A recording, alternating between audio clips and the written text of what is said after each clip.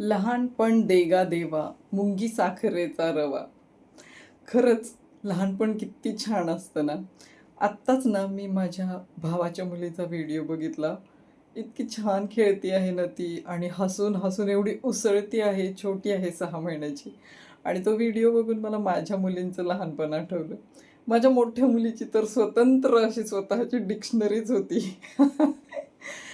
हम्म, माझे मिस्टर हॉस्पिटलला निघाले की ती विचारायची, डॅडी तुम्ही हॉस्टिपलला चाललाय?